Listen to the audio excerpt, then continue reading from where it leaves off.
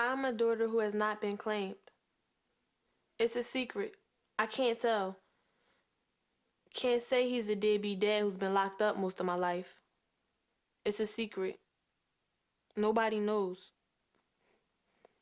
I'm the daughter of a criminal. My mother could have put me up for adoption or ended my life before I was born. But she struggled to keep me, welfare and all. And I owe her the silence she so wants me to keep.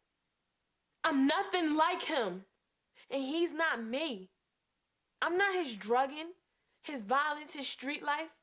I'm not his duty, responsibility, or kin. We have nothing in common. If we met on the streets, there'd be nothing to say. What? You want me to buy you some dope? You want me to call you dad? Now you want to know who I am? It's a little too late for that. I got secrets to keep. A wall that won't be pierced. I'm making something of my life and there's nothing you could do to help. So when they ask, where's your father? And I say away, it's the best I can do. So I keep you to myself. A secret. Nobody knows. Your deadbeat dad. Missing in action. Erased from my heart.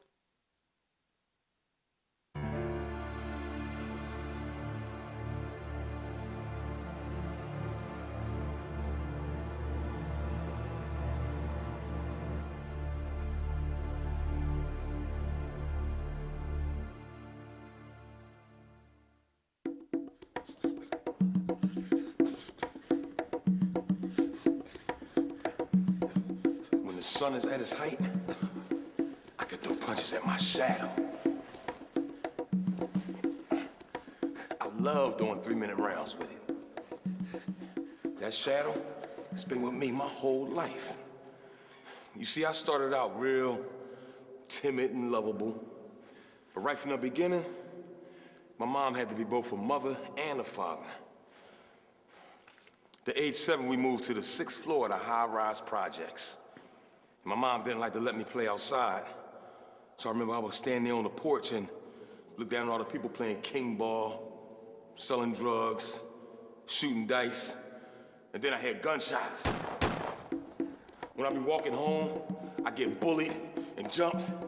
They would grab me and try to take my money, but I would just try to stuff it in my shoes, but then they would grab me and make me take them off. So at one point I just figured, well, if I can't beat them, join them. Can't punk me no more. My first arrest came at the age 14. Well, I was found not guilty, but my mom felt the need to still ask the judge, can you lock him up anyway? Otherwise, he may end up dead. The age 17 released back home, I went to a party.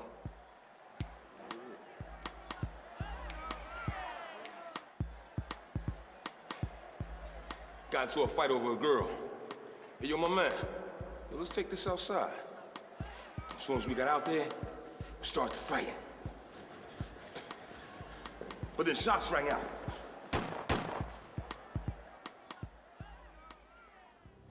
And my best friend Nick was accidentally killed.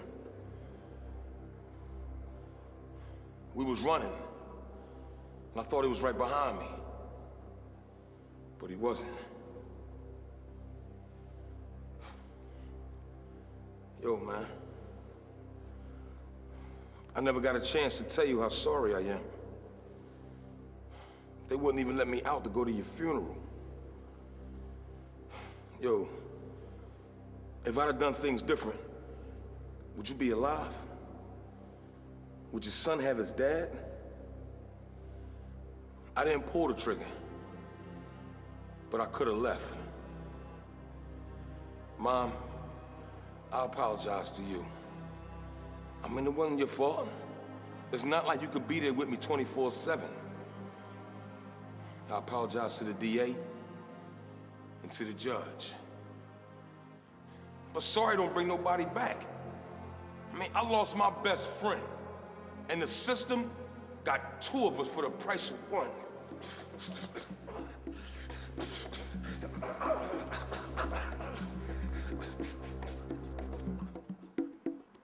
My father was locked up before I was born. I didn't find out until I was about 6 or 7 years old that I had a father that was locked up in prison. And he didn't get out until I was about 16. I was 2 years old when he first went to prison. He was there for a couple months, then got out, and then went right back in. That's when they gave him life sentence. All my other friends don't know how to feel how their dad is in jail because their dad only stay in jail for like a month or a year or 2. My mom came in and out my life, in and out of jail. I was a baby. I was like her favorite daughter or whatever. And then she was just doing drugs, she was on drugs. And she was in a crack house and stuff, and she was left me there to go, I think, either to buy more drugs or I don't know what she was doing. She just left me there. He had got out one time, but then he went back in, so he's in jail for a long time, at least 8 years. It feels sad to tell people that your dad in jail, and people, like, half of my friends,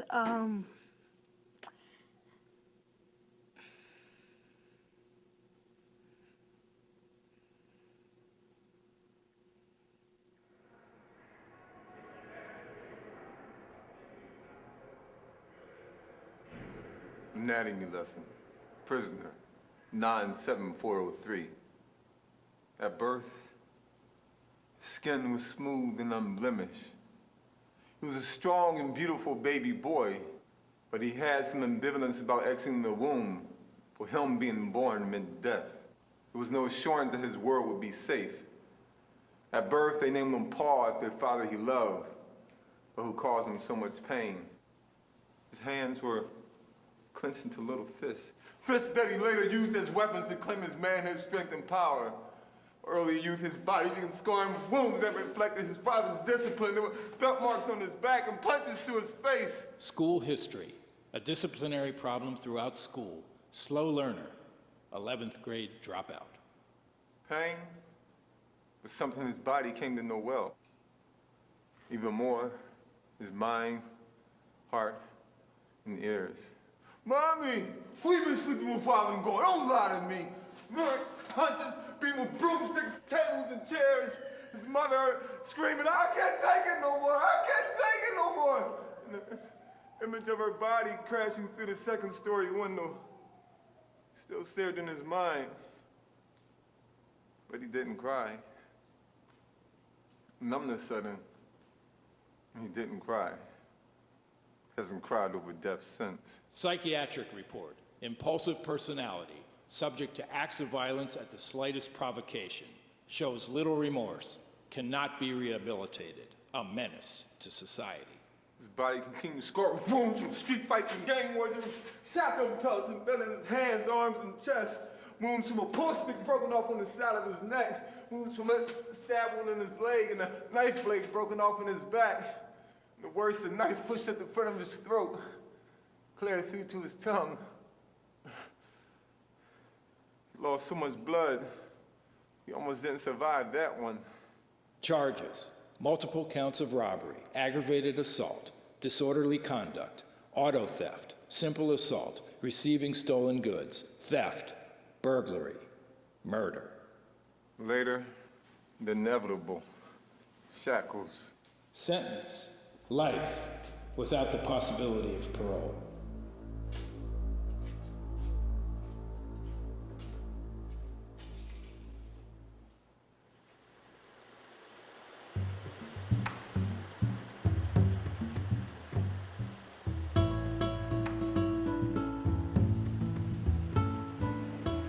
Sometimes, my dreams are happy. Like when I dream of my birth home at my grandfather's in Mexico. The place where I'd wake up before the rooster called the sun to rise. Where the streets were paved with rocks, and I was a young girl. I collected sand, polished stones by the ocean. I dreamed of becoming a geologist, of adventure and possibility. I dreamed of being safe. Sometimes I dream about what happened before, back when I was growing up, and my father was so often not there. When he cycled in and out of prison, in and out of alcoholism, home for 6 months, away for a year or two. Back when my mom was out working 2 jobs, whether he was home or not. And I took care of my brothers. A young girl mothering alone. He'd go out drinking with his friends and leave me babysitting alone. Some nights, he'd come home before my mother. And when I heard his footsteps, I'd freeze, not knowing what might come next. I dreamed of being anywhere but where I was. Anywhere I didn't have to see my mother scared. Where I wasn't scared. Somewhere different. I dream too of my brother, but I dream him as a little boy, and I'm my age. He's always smiling, because I dream of him before he was put away. Before he was swallowed by my father's shadow, went crazy and got sent to juvenile. In those dreams, I picture him going off to school that first day with his backpack, thick with books and paper, excited. But then the dream slowly fades into reality, as I remember how he began losing himself in pieces. None of us really know what happened that day in the house that caused him to snap. That day that left 4 men marked with blood. All we know is that my brother was arrested, locked up, then hospitalized. And my mother was left trying to reach lawyers who never answered her calls. Bills mounted, and with my father in prison, unable to contribute income, my mother lost our house. Unable to care for my youngest brother, she sent him east to live with me.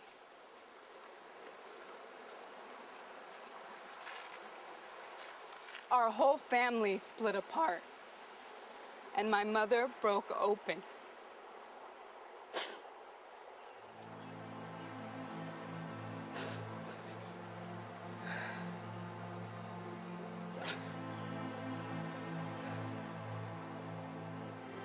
I have to be rock solid.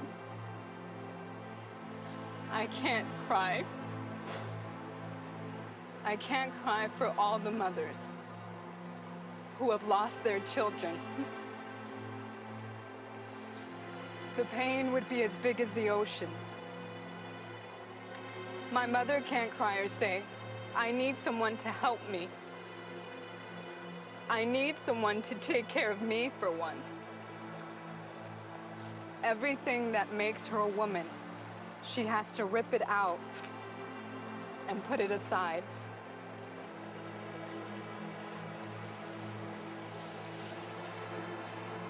Trying to hold on. If you looked at her heart, you would see tears. Tears from the pain of mothers all over the world.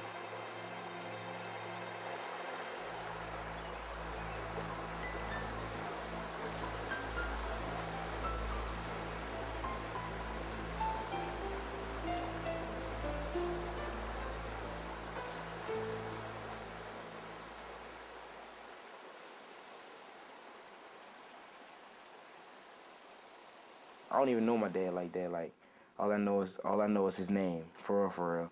Like, everything you can ask me about my dad, I don't know. I know him from a jail life, a prison life, but I got, like, 1 or 2 memories with him out of prison, and that's about it. If I ever see him, first words that gonna come out my mouth, where you been? That's first word. Like, where you been all my life? Say if he come there, where you been for 15 years? I bet you he don't even know my birthday. So, like, who me? Like, what am I about? That's how I want him to know. I don't think he really knows me as a person and as his son. And that's probably the thing that I hate the most, and the thing that I hate about him.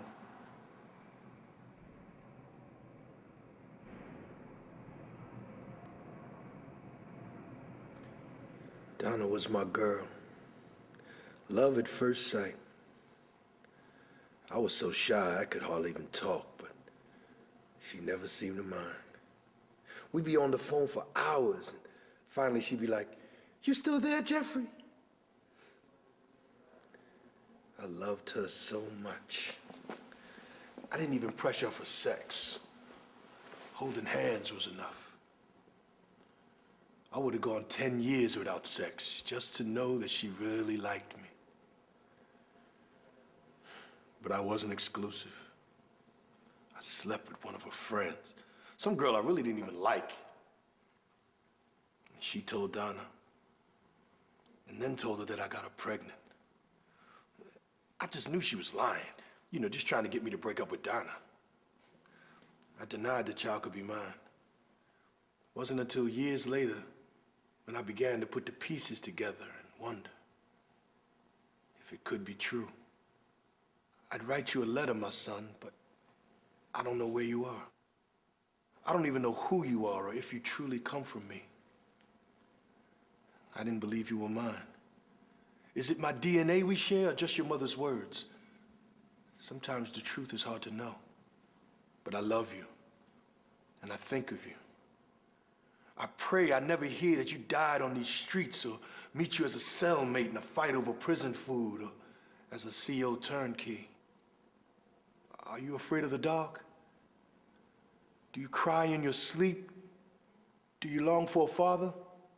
Do you dream of me? What kind of man have you become? Do you want to cuss me out? Spit on my face with the hateful words of the hurt and angry child that I abandoned? Or maybe your life is better off without me.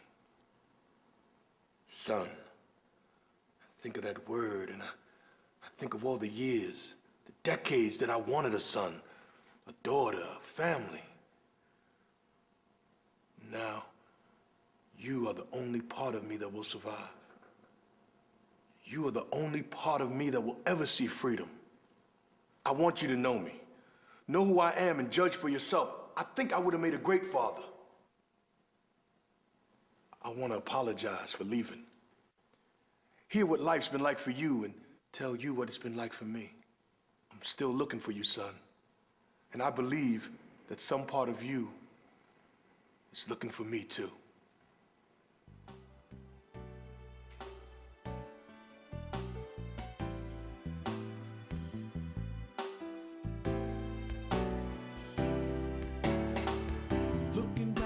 My past and I ain't feeling right. Close my curtain cause I'm hurting in my cell at night.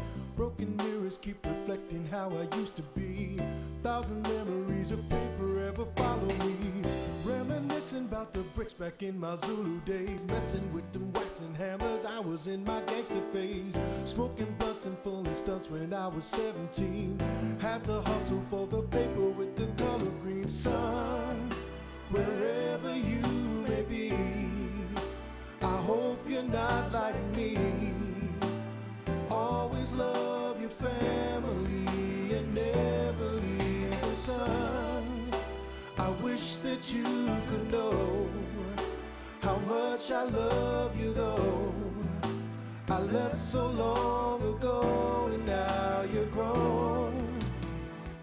I ran down since you were 4 and I was 21. Never even had the chance to hear you call me daddy, son. All these years I've been here, wishing there was some way I could let you know how much I care.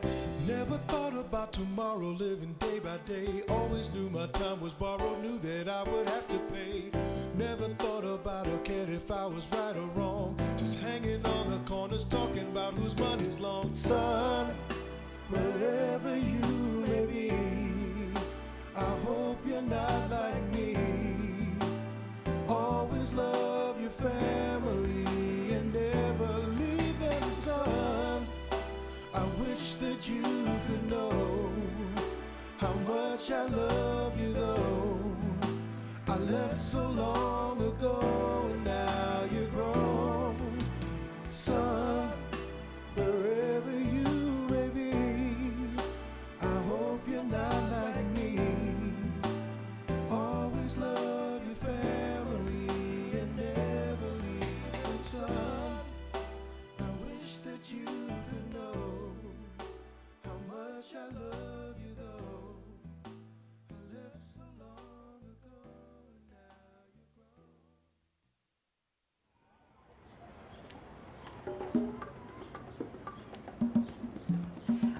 anxiety and waiting. I'm waiting at home for letters, for phone calls, for lawyers, for a ride. I'm waiting on hot, sweaty buses and in prison lobbies. I'm waiting in cars filled with other women, driving miles and miles across state, hoping to make it through the lines, the metal detectors, drug-sniffing dogs, hoping they won't be on lockdown or our men in the hole. We watch as they search the old women and babies' diapers. We wipe noses and tears. We take our number, wait for count to clear, for our number to be called, for permission to enter, to walk through indignities that we never speak about. We make small talk with the guards, hoping that if they know us, that maybe it won't be so bad this time. We hope he's okay, knowing he too is walking the gauntlet, stripping and spreading his cheeks. And when we finally meet, we keep all these humiliations to ourselves, not wanting to taint the short time that we have together, not wanting to mention the unmentionable. We sit on metal chairs, chained in rows. We feed each other moments, smiles, remembrances. We hold back our pain and unhappiness. We smile and hug. And it's not clear where the line between pretending and being real is. Why ruin a visit that we've worked so hard to get? And on the drive home, the kids are tired and cranky, and emptiness prevails. When they get older, they talk of not wanting to visit anymore. The ride is too long, it's too boring. They don't like being searched. There's nothing to say. And I ask myself, is it that there's nothing to say, or is it too much to say? We gotta sit there in front of guards. We don't even get to do nothing. Last time I seen him was like 2 years ago. He'd be like, oh, well, how's school doing? And I'll tell him, like, I don't wanna tell him the truth, because before I used to be real bad in school. And he doesn't like hearing it. So I'll lie to him, be like, oh, I'm doing fine. My grades are okay. And he'll tell me, keep studying and you'll do good.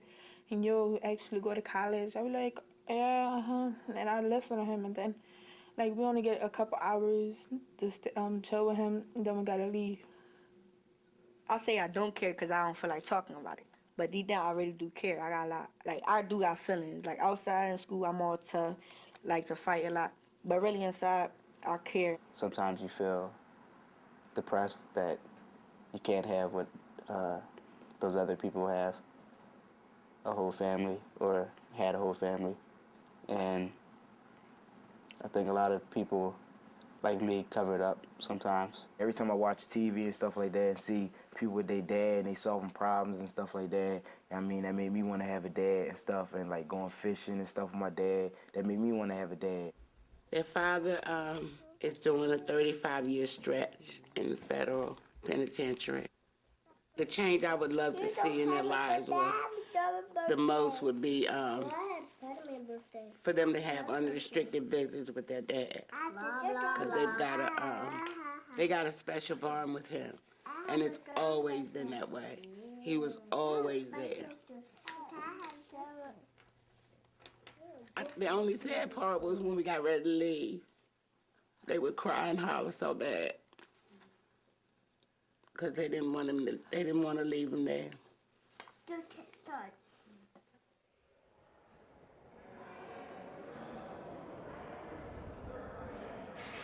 I had to grow up in prison. So many nights I cried. I lost so many friends. And it's a lot of dudes in prison right now won't ever get out. But there are some good men inside. Some who mentored me, taught me how to be responsible, showed me the difference between right and wrong, how to become a man. They fathered me. So in prison is where I learned to box, where I eventually became state champion. It's also where I began to write letters with this girl I knew from grade school. We began to exchange poetry and we fell in love. And the prison chapel is where we were when we were married. And prison is where I also was when my youngest son was born. First met Perry 2 weeks after he was born, right in the visiting room. My wife brought him and our other kids up to see me. Oh man, he was so small. Smells so good. Hey man, hey, you know who I am? I'm your daddy. Yeah, I'm your daddy. This makes 5 kids for us now. Keon is the youngest of the babies. He's 6. Cheers me up when I'm sad. Ladies and gentlemen, visiting hours are now over. Visiting hours are now over. Visiting hours being over, it's always the toughest on Keon. Oh, Daddy, I don't want to go. Oh, can you come home with us this time, please? Well, I'm gonna go ask the guard then. Mister, can my daddy come home with us this time, please? I'm not gonna let him be bad no more. Then there's my daughter, Kiani. And that's my little flower. But she likes to act like she's her brother's mother. Hi, Daddy. I love you, Daddy. Daddy, Keon's been bad. Daddy says, stop, don't do it no more. You want me to be him, Daddy? And then there's my youngest son, Perry. Well, he's funny because he just wants to do whatever he sees his brother and sister do. And when I don't let him, he gets upset with me. I'm mad at you, Daddy. I'm not your friend no more. I wonder if he remembers that I was locked up when he was born. Missed the whole thing. And the boy needs his dad. I know I needed my dad. And my kids need me.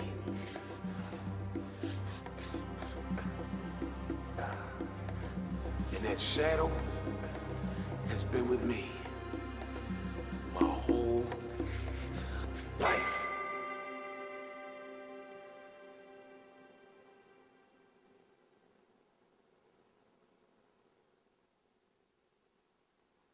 Growing up in the 50s, 60s, and 70s, we were all trying to become men, black men in America, with no models before us.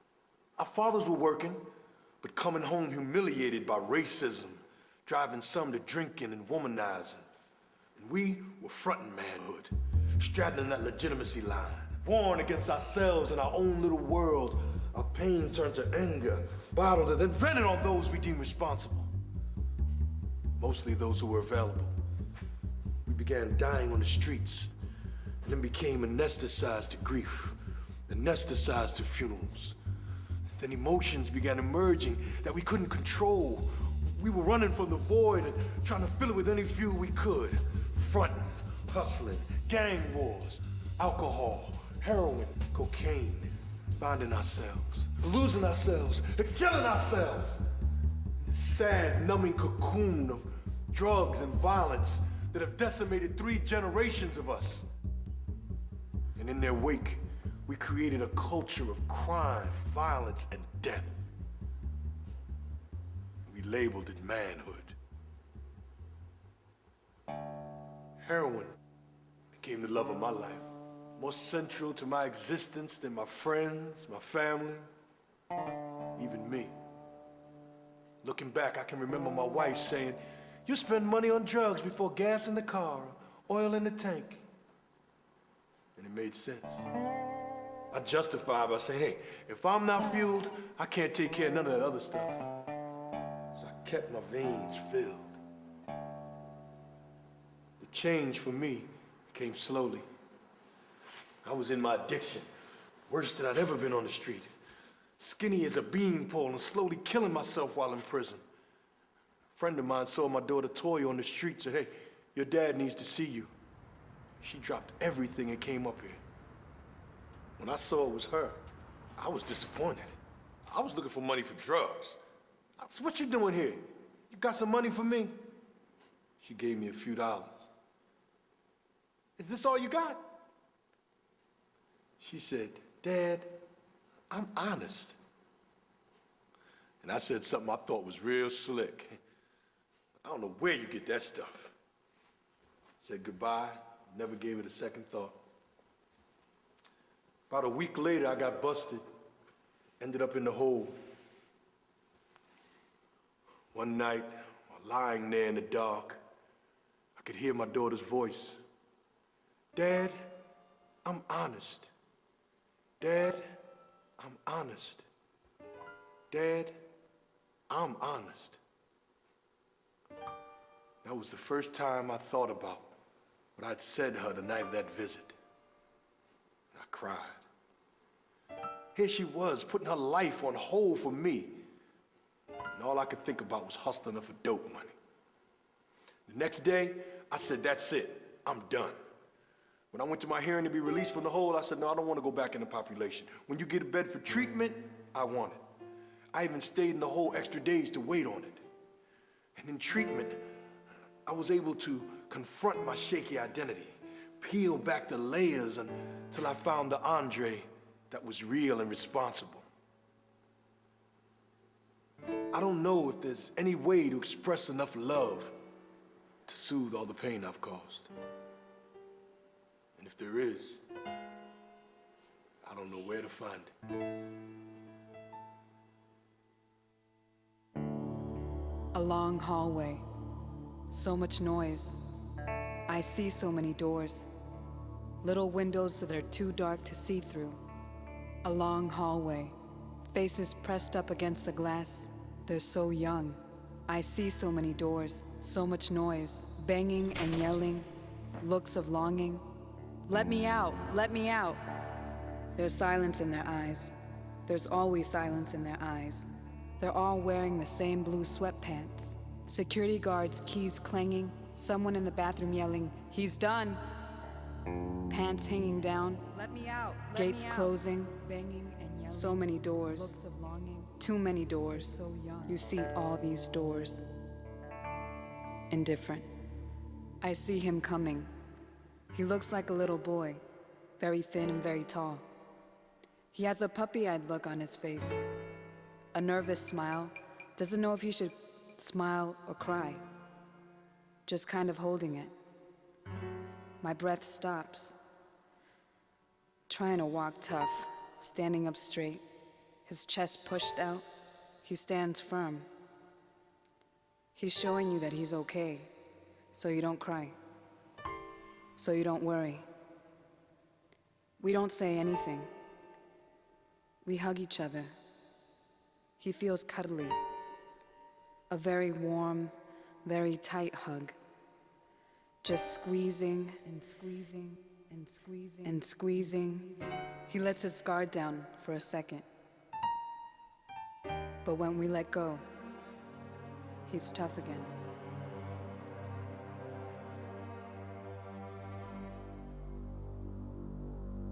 I'm on one side, my mom on the other. He stares at the floor. We don't look at each other. No one looks at each other. Our eyes go anywhere and everywhere but bien. No. Yeah. Nada. I turn to the side and look at you. Any point but your eyes or face. Our eyes catch for a moment. I want to look, but we both would cry. I turn my head so the tears falling down aren't seen. Bien. Nada. Yeah. No. When am I getting out of here? Can you take me home? Ladies and gentlemen, visiting hours are now over. Visiting hours are now over. We hug. We all hug at the same time. We all hug each other at the same time. I know you have to go. I release first. You let go last. I look at the wall across from where we were sitting. I turn away, wipe my tears, while Mom is still hugging you, so that you don't see. Mom blesses you and does a sign of the cross. She puts her thumb to your lips, and you kiss her. I see her lips move. She mouths the blessing. You look at her one more time and walk away. Bye. We stay still and watch you walk till you're gone and don't turn back again. Everyone from the visiting room comes through. It feels like everyone's rushing out, and we're in slow motion, walking out. My mom and I don't say anything until we get to the car.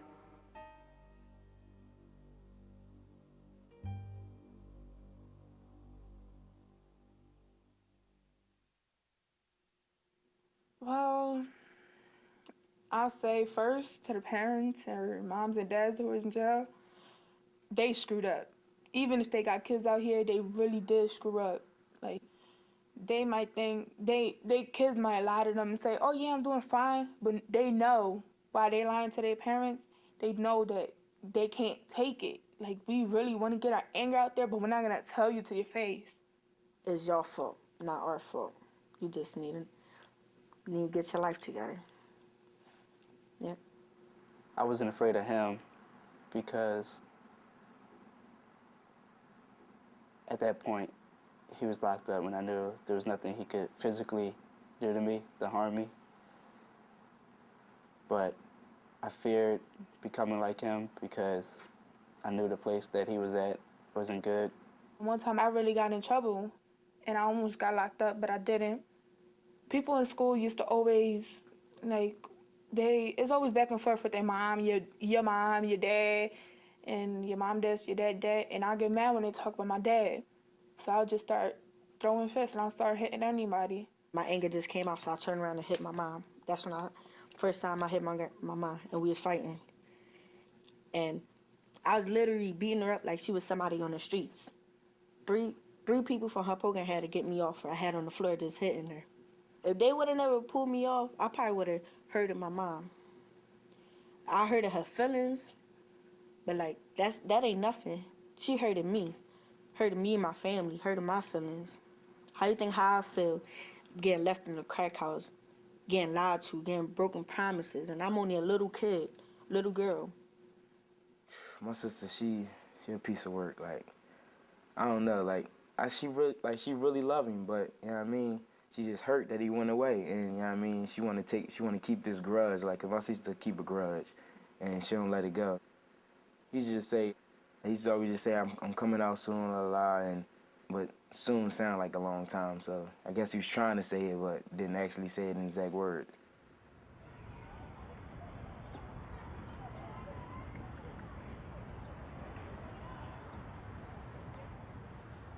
She cries herself to sleep at night. I want my dad. I want my dad. He keeps asking me, when are you coming home? I told him to ask you. And all you keep saying is soon. How you gonna keep telling them soon, year after year? They're not stupid. They know they've grown up without you. One day I just got tired. And I told them their dad is never coming home. He told you. Mom says you're never coming home. But I said, yes, you are. And how did you answer him? Never is a long time. I have a long time to do. I'll be there for your graduation. I'll be home soon. Well, soon seems like never to me.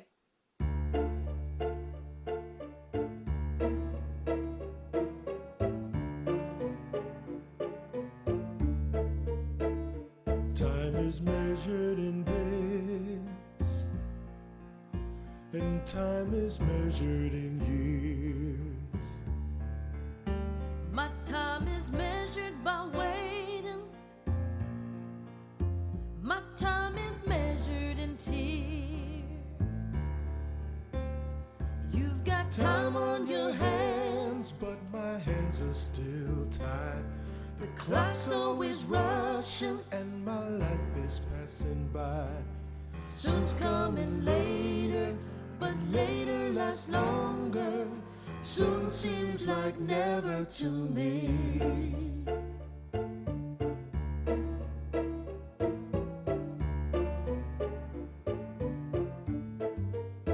I'm in the sunlight in the yard. You're in the moon at the end of the day. Sometimes you're right here before me, but you seem like years away. You've got time on your hands, but my hands are still tied. The clock's always rushing and my life is passing by. Soon's coming later, but later lasts longer. Soon seems like never to me.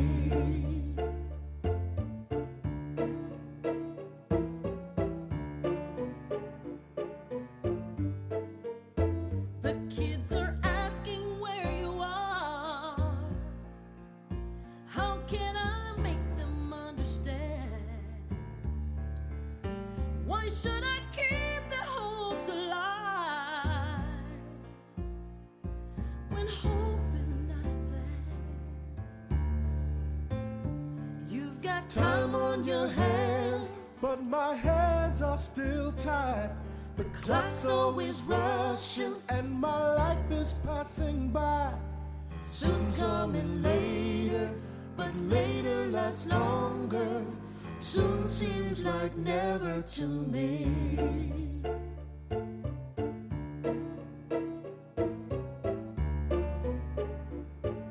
Soon seems like never to me.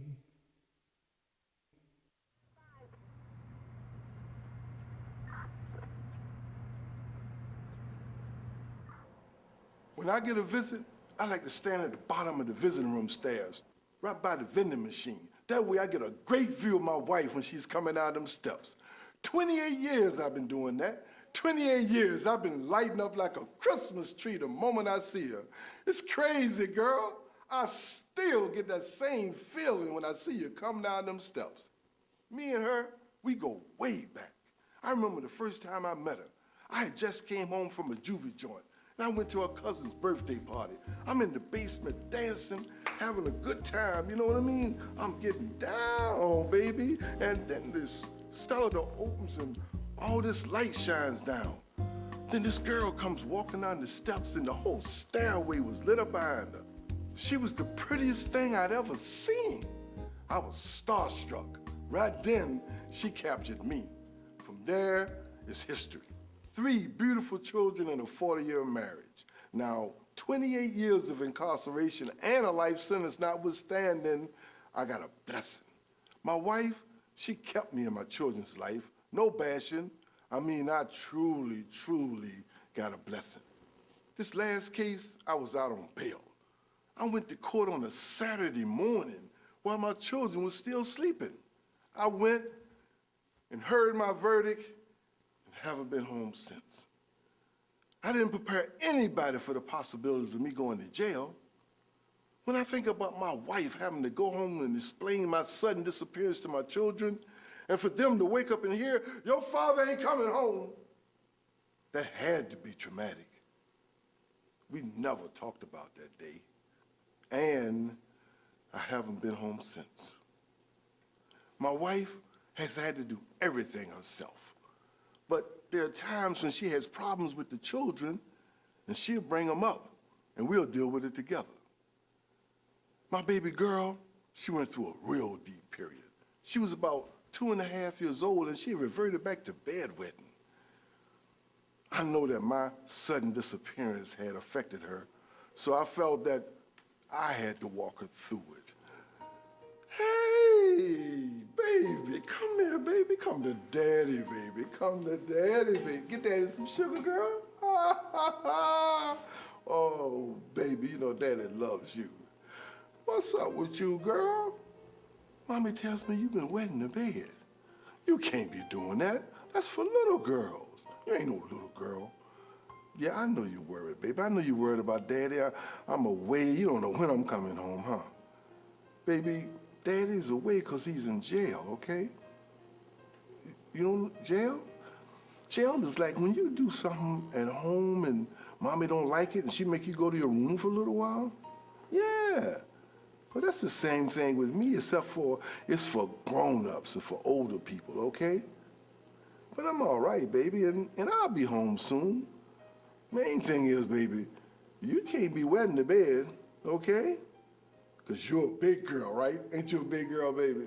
Ha ha. She said, yeah, she'd be all right. When my girls grew up, I made a deal with them. I told them, I'm your man. If anybody asks you if you got a boyfriend, you tell them yeah. And if they ask you who it is, you say it's your dad. Some of us older brothers up in now, we have wives that have stayed the course. Some of these young guys that's coming in here now that grew up during the crack epidemic, some of them grew up without mothers as well as fathers. Some of them has never had a nurturing relationship with any family member. So I make them my family. They my family. I'm their old head. Me and my wife, we old now.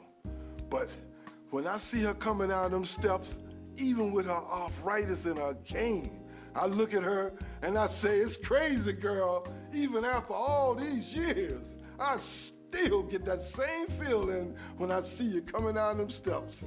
Come to daddy, baby. Come to daddy, baby. Woo, baby.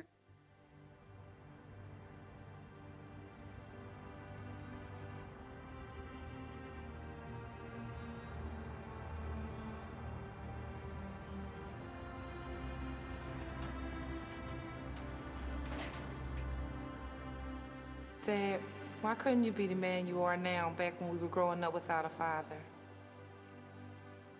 I don't have many happy childhood memories, and that's mostly because you were living in a drug cloud, in and out of jail since I can remember. Here 1 month, gone the next. I remember those back alleys and bars where you would make us wait while you scored and shot up. Other than drugs, you didn't care about anything. You didn't care if we ate. You wouldn't even talk to us unless you were high. Our childhood was filled with SWAT teams knocking down our doors at night, the fighting, you being shot, and then you were taken away for good. Mommy gave up on everything and was unable to take care of us alone. I was 11, Dad, the oldest of all the children. I had to be there with the kids to get them up, dressed, off to school, fed, and that's if we had money for food. If not, I would do whatever I had to do to get it, including things a 12-year-old girl should never have to do. I could make a few $100. That would carry us for a while, as long as no one needed clothes or food. When you talk about peripheral damage, you're talking about us. We're the ones who paid. We paid with our bodies. We paid with our childhood. We paid with our dreams. I see how you are now, and I finally trust that you're not the man that you were before. I don't want you to hurt anymore. That's why I say we have to move on. I want to take you home, Dad. I want to bring you to one of my favorite places where we could just sit and watch the waterfalls. I want you to know your grandchildren. I want you to have a second chance. You know, Grandma always said your dad will be home next year. I know that may never happen. You have a 140-year sentence, and we live in angry and fear-filled times. You may never taste freedom. You know, people say that it's us women who hold up the sky. Some of us have been holding it up for a long time, and we're tired. We're tired. Way out on the horizon, where the sky and water blend, my eyes are following a line with no beginning and no end. We're pieces of an atmosphere, a affected by the tide. The universe holds the way, but the women hold up the sky. A storm can settle, the clouds can part, the color changes, so can my heart.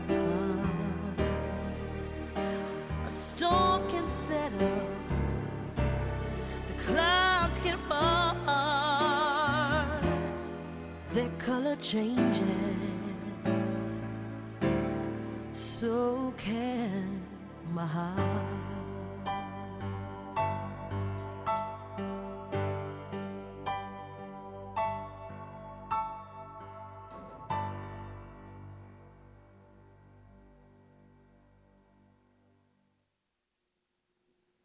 To the kids out there, I'll tell them,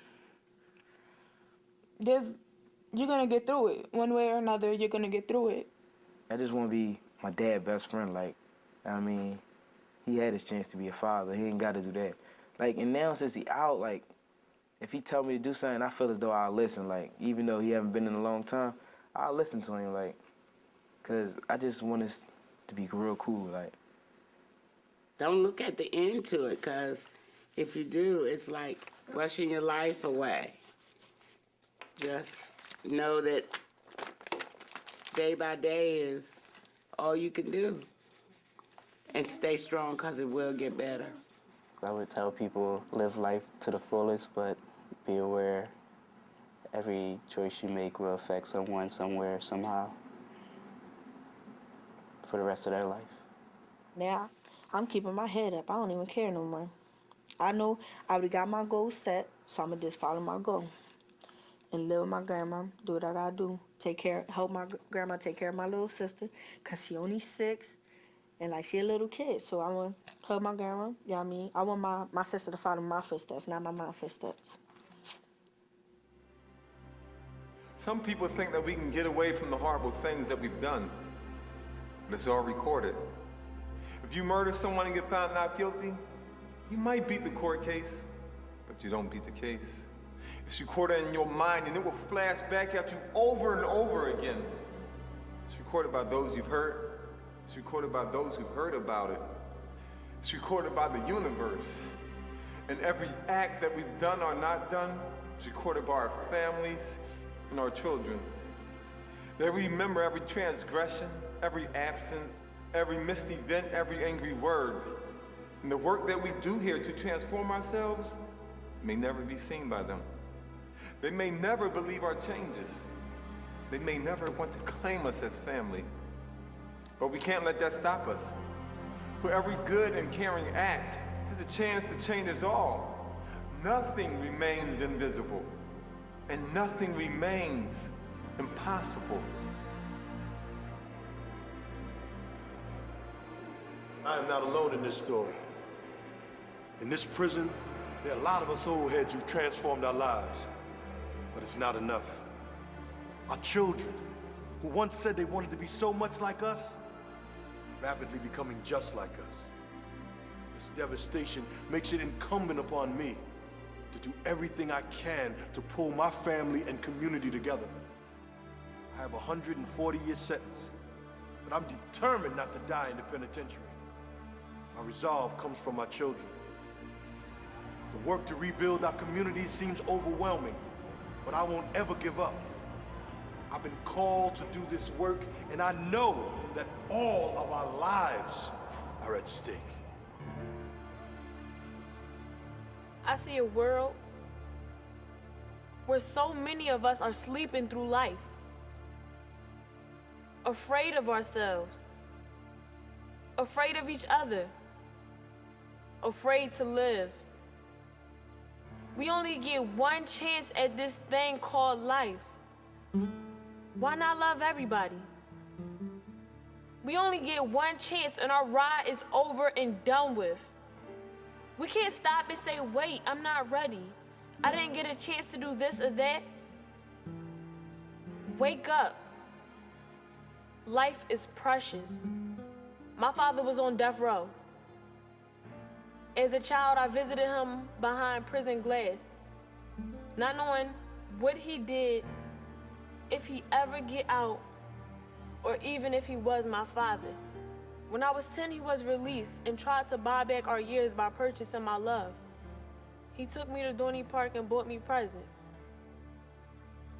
But he still loved the streets most, not having learned that they didn't love him back. When he stopped calling and coming around, I buried my emotions and I taught myself not to care.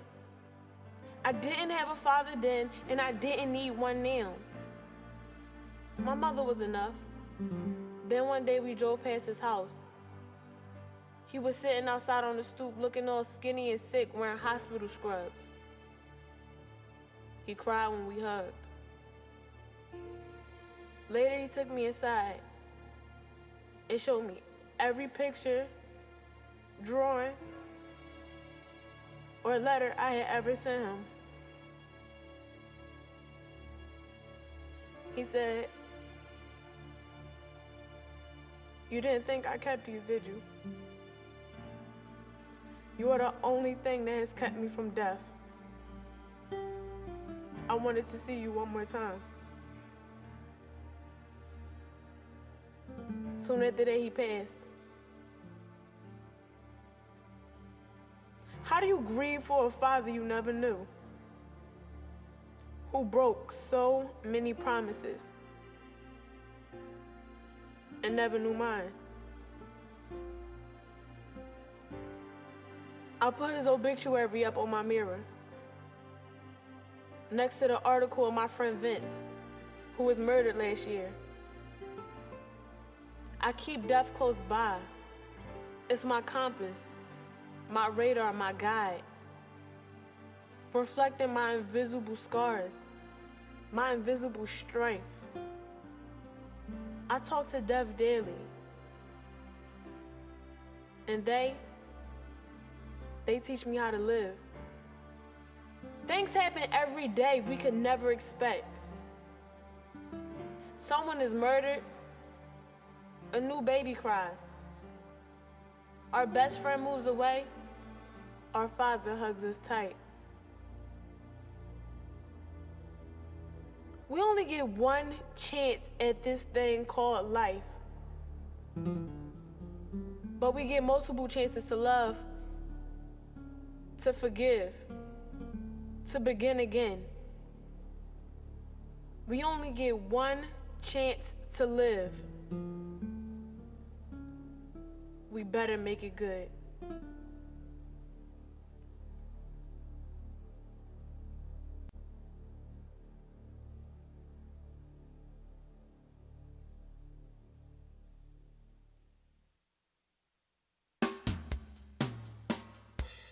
Hold up, hold up, hold up the sky. We can hold up each other while we're holding up the children. Hold up all the women who are holding on outside. Hold up our principles and hold up our pride. We can do the heavy lifting if we try. We can hold up our hands, hold our bodies straight and proud. Never too late to free America from underneath the clouds. I won't give up my search for kindness till the raging anger ends. 'Cause every one of us is holding up the sky. Hold up, Hold it for the children. hold up, hold up, hold up the sky.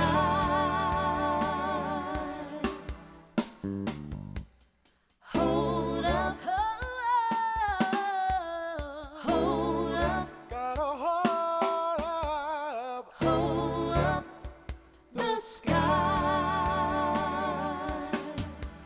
woke